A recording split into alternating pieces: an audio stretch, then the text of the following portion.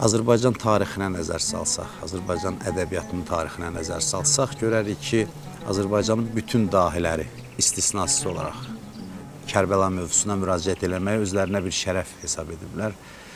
Mərsi ədəbiyyatımız formalaşıb, zəngin bir ədəbiyyatdır və hər bir dahi şairimiz bu qapıya üz tutub və özünü bu qapıda nökər kimi təqdim edib və bu da bütün bu dahilərimizin ucalmasına gətirib çıxarıb.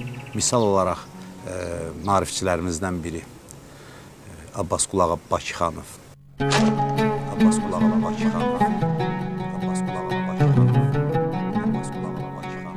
Tarixşünaslıq elminə ən böyük töhfələrdən birini vermiş Gülüstan-ı İrəm əsəri ilə Abbas Qulağa Bakıxanov qüdsi təxəllüsü ilə qəzəllər yazıb və Mərsi ədəbiyyatına müraciət edib. O zaman məscidlərdə də onun mərsiyələri oxunardı. Bugün də hətta bu mərsiyələrə müraciət olunur.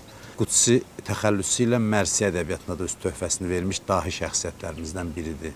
Onun Ağlaram rədifi ilə yazdığı bir qəzəl İmam Hüseynə həsr olunub və onlarla belə qəzəlləri mövcud. Bəzmi vüsalıdan məni saldığı fərağa çərx, qaldı qiyam-ı məhşərə didarım ağlaram. Əhli vətən tapılmadı ta dəfnim eyləsin, qaldı fəratın üstə ələmdarım ağlaram.